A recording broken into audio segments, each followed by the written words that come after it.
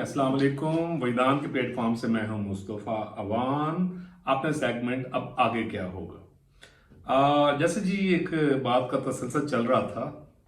Last episode में भुट्टो साहब की शहादत के मुतालिक मैं बात कर रहा था और अपने उस तजिए का जो मैंने जी तजिए, हाँ याद रखो, नजूमी ना बढ़ा दो मैनू, ठीक है ना जी। तजिए, अच्छा, जो तजिए में मैंने जो कुछ कहा था, तो बात आ गई थी जी जुनेजो साहब के दौर तक। तो उस दौर में डेफिनेटली थोड़ा सा एज भी मेच्योर्ड हो गई थी, टीन एज में मैं आना शुरू हो गया था और बल्कि टीन एज से आगे निकलने की कोशिश कर रहा था। जैसे यानी वो एक जो एज आ जाती है तो उसमें स्टडी का लेवल भी डेफिनेटली बढ़ता गया, ठीक है जी। और फिर पाकिस्तान के हवाले से मैं पढ़ता गया और मैं ये गौर करता गया कि ये जो पाकिस्तान में सिस्टम चल रहा है, क्या is it according to the constitution of Pakistan. तो पता लगा कि जी नहीं, हर दिन हर लम्हा कॉन्स्टिट्यूशन की वायलेशन हो रही है। खैर, रेफरेंडम जब हुआ तो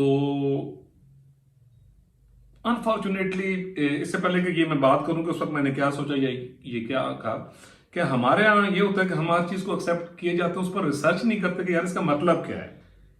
कि एक शख्स जो जिसके पास हुक्मरानी का एक उसने हक ले ली है, ठीक है जी, अब वो एक चीज ऐलान कर रहा है, रेफरेंडम। अच्छा, उसकी लॉजिक क्या है, अच्छा उसका मकसद क्या है, अच्छा रेफरेंडम किन बातों पे होता है, ठीक है जी। तो आप देखें, मैंने उस एज में जहां भी कॉन्स्टिट्यूशन ऑफ पाकिस्तान मुझे यानी बुक अवेलेबल हुई तो मैंने पढ़ा कि रेफरेंडम ली जाती है राय, ठीक है जी, एक सदारती शायद रेफरेंडम होता है। अवाम से राय ली जाती है किसी भी कंट्रोवर्शियल मामले पे, कॉन्स्टिट्यूशनल मामले पे या किसी भी मामले पे। तो फिर मुझे रिसर्च का शौक हुआ, मैंने कहा जी चलें अगे चलिए तो देखिए जनाब एक ही पे रेफरेंडम होता पे, ठीक है जी। 77 से 84 तक 7-8 साल तो धक्के जोरी गुजर गई। एमआरडी की तहरीक वगैरह भी चल रही थी, मैं उनको भी मॉनिटर कर रहा था। लो जी, जब मैंने रेफरेंडम की जब मैंने डेफिनेशन पढ़ी और उसके बाद वो जो बैलेट पेपर आए और अखबारात में जो इश्तहार आए जनाब, ठीक है जी, कि ये जनाब ज़िया हक साहब को आप यानी वोट करें कि क्या तुम इस्लाम चाहते हो कि नहीं। क्वेश्चन क्या है जी, क्या आप पाकिस्तान में इस्लाम चाहते हैं कि नहीं। और आप यकीन करें, मैं उस वक्त छोटा सा टीनेजर बच्चा था, तो मैं बड़ा हंसा वो यानी क्वेश्चन कि भाई हूँ किसी ने मुर्ताद होना है क्या कि नहीं चाहते। पहली पहली बात हुई है। तो क्या जो जनाब की पॉलिसीज हैं, क्या आप उनके साथ एग्री करते हैं या नहीं करते। तो बड़ा मजेदार क्वेश्चन था। फिर रेफरेंडम हुआ। जो उस इरा में मेच्योर्ड लोग थे उनको याद होगा कि माशाल्लाह 98% लोगों ने उन साहब को उनके हक में यानी वोट दिया। 98%, कैसी बात है, ठीक है जी। वैसे 100% हो जाता तो मुझे वैसे ज़्यादा खुशी होती, ज़्यादा बेहतर होता कि हाँ जी। खैर, उसके बाद इलेक्शंस करवाए गए और बीबी शहीद उस वक्त पाकिस्तान आ चुकी थी, एक डेमोक्रेटिक लीडर। अपने वालिद को वालिद की जो शहादत का जो दुख था वो उठाने के बाद तो उनका बड़ा इस्तकबाल हुआ जब लाहौर को तशरीफ लेके आई। काश मैं जा सकता, बट मेरी फैमिली, क्योंकि आपको मैंने बताया कि राइट विंग के लोग थे, वो तो एंटी थे, तो घर से इजाजत भी नहीं मिलती थी, वरना मैं यकीन करें मैं जरूर जाता। एनीवे, गैर जमाती इंतखाबात हुई है और पीपल्स पार्टी ने उसका बाइकआउट किया। तो जुनेजो साहब की सूरत में एक नीम हकीम जो हुकूमत थी वो आ गई। बट मैं ये जो तारीख के यानी स्टूडेंट्स हैं और जो यानी हमारे यंगस्टर्स हैं, मैं उन्हें बताऊंगा, मैं जुनेजो मरहूम को फिर भी सलूट करूंगा।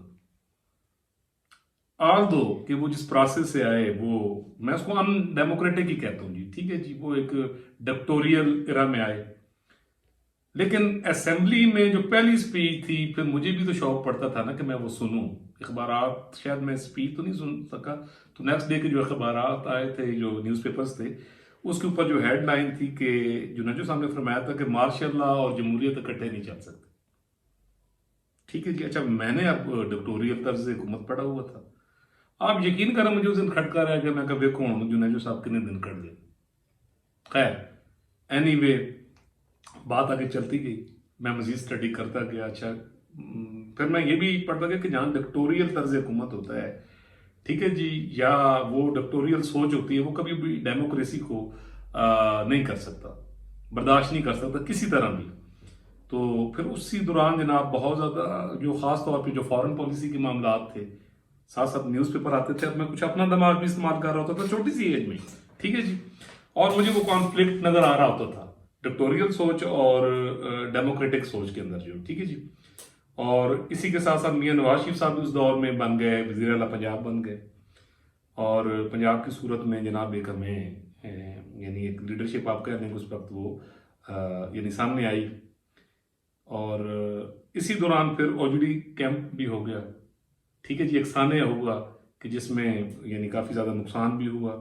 और ये कुछ मुआहदे हुए जो जुनेजो साहब ने किए।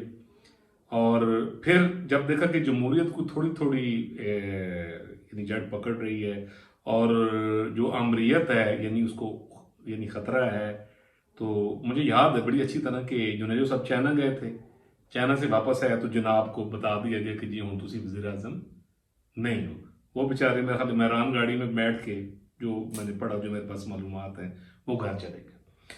अच्छा जी, अब यहाँ पर ऐसे हुआ कि मुझे बहुत अच्छी तरह याद है, मैं अखबारात तो पढ़ रहा था, अच्छा डिफरेंट आर्टिकल्स पढ़ता था, लोगों की ओपिनियन पढ़ता था, और मुझे खुद भी जुनेजो साहब वो जबा होंगे ना नजर आ रहे थे उस टाइम, ठीक है जी। आ, अब मैं मेंटली प्रिपेयर्ड था कि अमरीयत और लिटिल बिट जो छोटी सी भी जमहूरी सोच है वो नहीं चल सकती। बीबी शहीद जलसे वगैरह कर रही थी, एक पब्लिक प्रेशर भी था, ठीक है जी। तो वो कहते ने जिसले बंद समझ ना आ रही हो तो फिर वो खूब छाल मार दे। मुझे बड़ी अच्छी तरह याद है कि ये 87 की बात है। अब मैं थोड़ा सा और मैच्योर्ड हो गया था, मेरा मुताले हो गया था। अच्छा मैं घर आया तो मेरे वालिद मोहतरम जो कि प्रो और जो कि एंटी डेमोक्रेसी थे और प्रो, बाकी समझ जाओ तो मेरे ख्यालात उन्हें पता था कि बागी की शुरू तो हुई, ठीक है जी। तो मुझे उन्होंने बड़े फख्र से बताया, आपको पता है कि उस वक्त ये जियो न्यूज या ये जो सोशल मीडिया ये तो होता नहीं था, एक पीटीवी होता था, वो भी जनाब उनकी मर्जी देना आपको खबर देना से ये रेडियो होता था। तो घर पहुंचे उनके जी असम्बलियां फारिग, जनाब ने असम्बलियां उड़ा देती हैं, जुनेद जो फारिग बड़ा फने खान बन गए थे। अच्छा आप बिलीव करेंगे कि मैं मेंटली प्रिपेयर था, मैंने तो दब्बूर के साथ वो बात सुनी, थोड़ी देर मैंने गौर किया। अच्छा उसी दौरान जो इंटरनेशनल अफेयर्स चल रहे थे वो मेरे यानी माइंड में थे, यानी ये जहन में रखे कुछ अफगानिस्तान का मामला आ गया। अच्छा मैंने कहा जी हुकूमत फारिग हो गई, इसका मतलब ये है कि अब वो मैंने प्रिडिक्शन जो की थी उस वक्त वो किस बेस पे की थी, अपने मुतालिया की बेस पे, ठीक है जी। हालात आ रहे हैं, अच्छा जी डेफिनेटली घबरा के ये निकम पाया है, ठीक है जी। मुझे फौरन ये यकीन हो गया कि असेंबली तोड़ने वाले अब मजीद नहीं रह सकते। That was a political vision, इसमें कोई अल्हामबाजी या खुदा ना खास्ता वो चीज नहीं है। मैंने डिक्टोरियल जो सोच थी, डिक्टोरियल तर्ज हुकूमत था वो पढ़ा हुआ था, और जो इस तरह की चेंजिंग आती हैं वो ऐसे नहीं आती। तो खुदा की कसम आप यकीन करें नाज़रीन, मैं जो बात कर रहा हूं है बड़ी तल्ख। काश मैं ना कहता, मैं कहता मुझे बाद में दुख भी लगा। तो मैंने ये कहा, मैंने कहा जी जिन्होंने भी असम्बलियां तोड़ी हैं ना, अब्बा जी मैं आपको एक चीज बता दूं, मैं कहा जी हूं वो नहीं रहेंगे और हशर आप देख लेंगे। मैंने कहा अपने, मैंने बड़ा जज्बाती हुए कहा, मैंने कहा आप हशर देंगे ये 15-20 दिन एक महीने में। तो उस पर उन्होंने खैर मुझे काफी सरबातें सुनाई वालिद मोहतरम ने, क्योंकि जाहिर बात है वो खुशी से मतलब चला खुश हो रहे थे वालिद मोहतरम। तो मैंने बिल्कुल ही एक टोटली बात कर दी।